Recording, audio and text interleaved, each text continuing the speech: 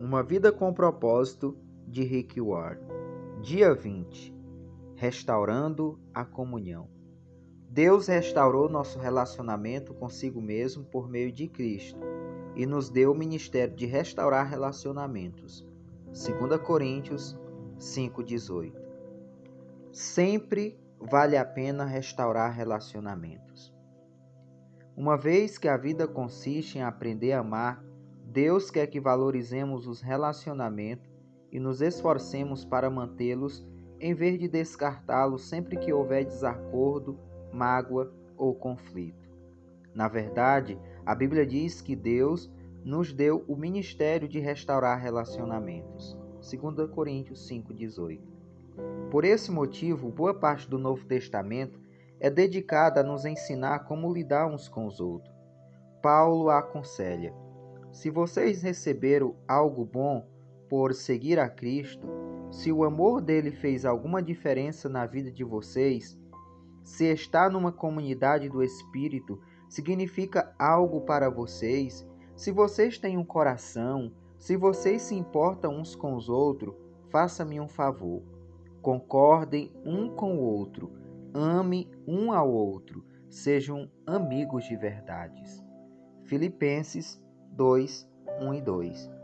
Paulo ensina que a habilidade no trato com as pessoas é um dos traços do cristão maduro. Romanos 15, 5. O desejo de Cristo é que a família seja conhecida pelo amor entre seus membros. João 13:35. Por isso, romper a comunhão é um testemunho deplorável para os não cristãos. Esse foi o motivo de Paulo ficar tão envergonhado quando os membros da igreja de Corinto se dividiram em facções opostas, chegando até mesmo a brigar na justiça comum. Em sua carta, ele lembra: que vergonha! Será que entre vocês não existe alguém com bastante sabedoria para resolver uma questão entre irmãos? 1 Coríntios 6:5. Ele ficou escandalizado ao descobrir que não havia ninguém maduro na igreja para resolver o conflito pacificamente. Na mesma carta, declara: tenho uma preocupação séria a compartilhar com vocês, meus amigos. Pela autoridade de nosso Senhor Jesus Cristo, tentarei ser o mais direto possível. Vocês precisam aprender a entrar em acordo. Deve ter consideração uns pelos outros, cultivando a vida em comum. 1 Coríntios 1:10. Se você deseja a bênção de Deus em sua vida e quer ser conhecido como filho de Deus, aprenda a ser um pacificador. Jesus disse: Deus abençoa os que trabalham pela paz, pois eles serão chamados filhos de Deus. Mateus 5:9. Note que Jesus não disse: bem-aventurados que amam a paz, pois todo mundo ama a paz. Nem mesmo disse: bem-aventurados pacíficos, que nunca se incomoda com nada. Ele chama bem-aventurado os que trabalham pela paz, aqueles que procuram efetivamente solucionar conflito. Pacificadores são raros, porque promover a paz é um trabalho muito difícil. Você foi formado para ser parte da família de Deus, e o segundo propósito de sua vida aqui é aprender a amar e a se relacionar com as pessoas. Por isso, promover a paz é uma das habilidades mais importantes que você pode desenvolver. Infelizmente, a maioria de nós jamais aprendeu a resolver conflitos. Promover a paz não é evitar conflito, fugir de um problema, fingindo que ele não existe ou ter medo de falar sobre o assunto é, na verdade, covardia. Jesus, o príncipe da paz, nunca teve medo de conflito.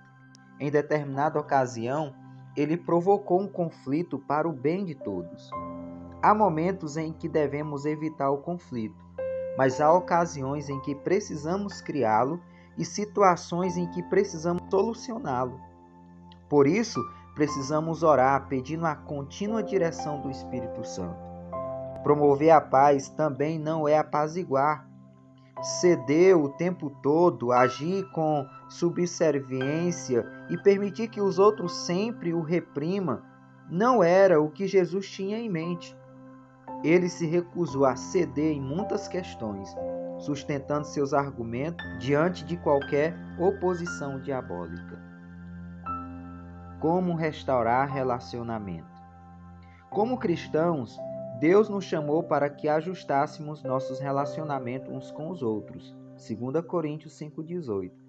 Segue 7 passos bíblicos para a restauração da comunhão. Em primeiro lugar, fale com Deus antes de falar com a pessoa. Converse com Deus a respeito do problema. Se você orar a respeito do conflito, em vez de se ajuntar a alguém para murmurar, descobrirá que, em geral, ou Deus muda seu coração ou muda o coração da outra pessoa, sem sua ajuda. Todos os relacionamentos seriam mais tranquilos se você tão somente orasse mais a respeito deles. Assim como Davi compôs o salmo, use a oração para desabafar verticalmente. Conte a Deus suas frustrações, clame por ajuda. Ele nunca fica surpreso ou aborrecido com raiva, mágoa, insegurança ou qualquer outra emoção. Portanto, diga-lhe exatamente como se sente. A maioria dos conflitos tem raiz em necessidade não satisfeita. Algumas dessas necessidades só podem ser alcançadas por Deus. Quando você espera que uma pessoa, amigo, mulher, chefe ou membro da família satisfaça uma necessidade que somente Deus pode atender, está se candidatando à amargura e à decepção. Ninguém pode suprir todas as necessidades, exceto Deus. O apóstolo Tiago observa que muitos de nossos conflitos acontecem por falta de oração. De onde vêm as guerras e contendas que há entre vocês? Vocês cobiçam coisas, mas não as têm. Não têm porque não pede. Tiago 4, 1 e 2. Em vez de confiar em Deus, preferimos crer que os outros nos farão felizes e então ficamos furiosos quando eles nos decepcionam. Deus, porém, está dizendo: por que você não vem primeiro a mim? Em segundo lugar, tome sempre a iniciativa. Não importa se você ofendeu ou foi ofendido. Deus espera que você dê o primeiro passo. Não espere pela outra parte, vá primeiro a ela. Restaurar a comunhão perdida é tão importante que Jesus lhe deu precedência até mesmo sobre o culto de adoração. É assim que eu quero que vocês se conduzam. Se alguém estiver no local de culto, preste a fazer uma oferta e de repente se lembrar de que um amigo tem algum ressentimento contra ele, deixe de lado a oferta. Saia imediatamente, procure o amigo e conserte a situação. Depois de fazer isso, então poderá voltar e oferecer seu culto a Deus.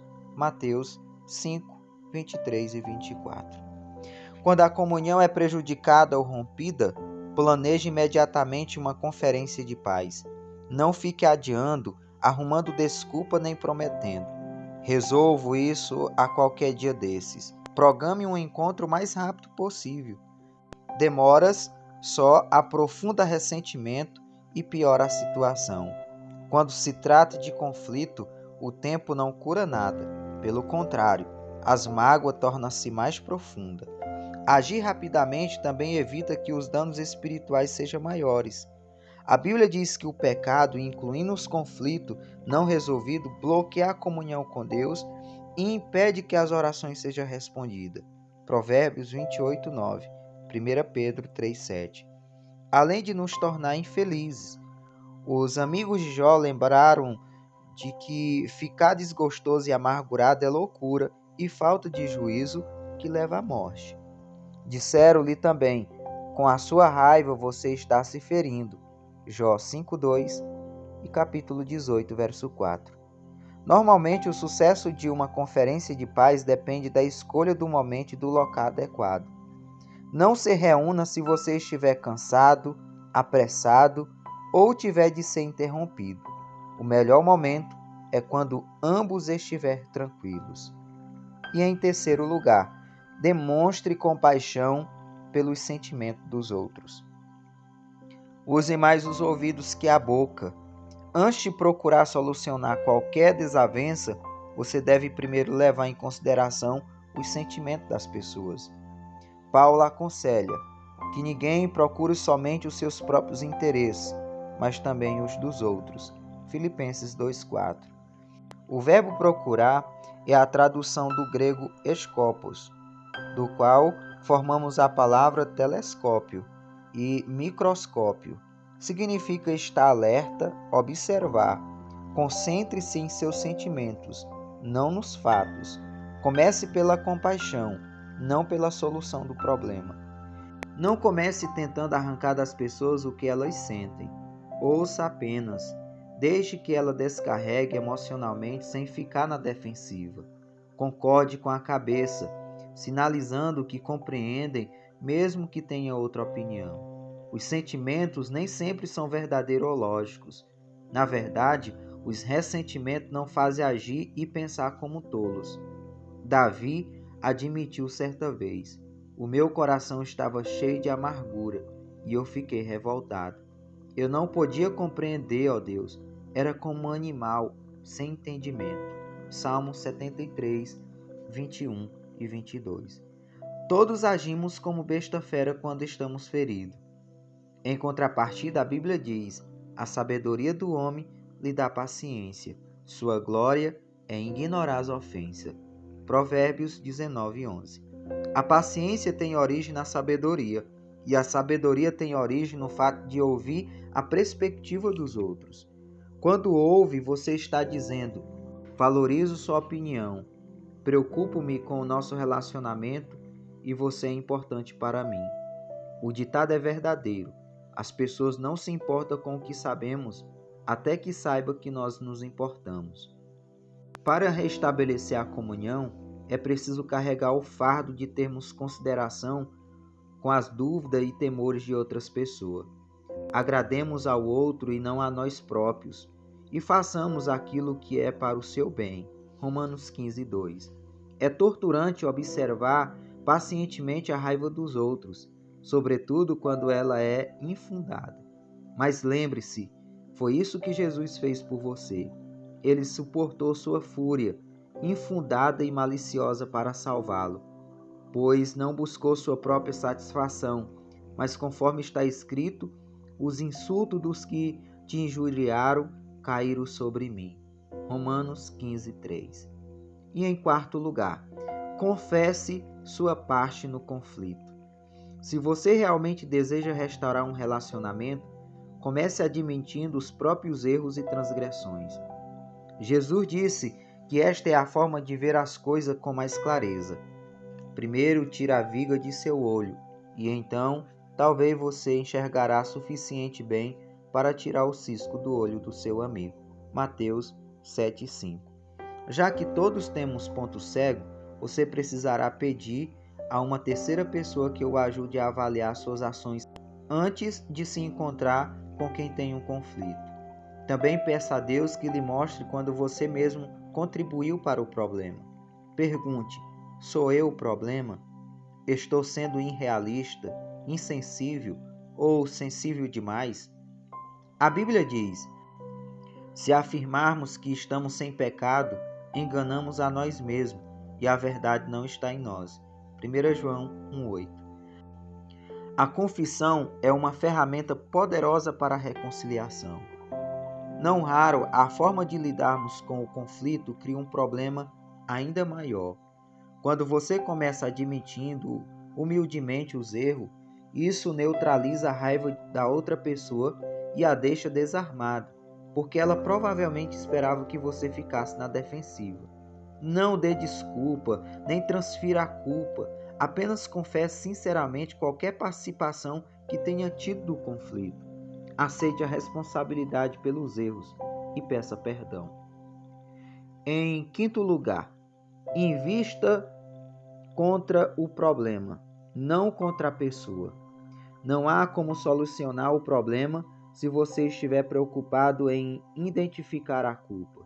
Você terá de fazer uma escolha. A Bíblia diz: a resposta cortês abranda a fúria, mas a língua afiada incita a ira. Provérbios 15:1. Você nunca se fará entender quando está zangado. Por isso, escolha cuidadosamente as palavras. A resposta branda é sempre melhor que o sarcasmo. Na solução de conflito, a maneira de falar é tão importante quanto o que se fala. Se você se expressar de forma ofensiva, a outra pessoa ouvirá de forma defensiva. Deus nos diz: quem tem coração sábio é conhecido como uma pessoa compreensiva. Quanto mais agradáveis são as suas palavras, mais você consegue convencer os outros. Provérbios 16:21. Irritar as pessoas jamais funciona, e você nunca é persuasivo quando é rude. E durante a Guerra Fria, ambos os lados concordaram em que algumas armas eram tão destrutivas que jamais deveriam ser usadas. Atualmente, as armas químicas e biológicas foram banidas e os estoques de armas nucleares estão sendo reduzidos.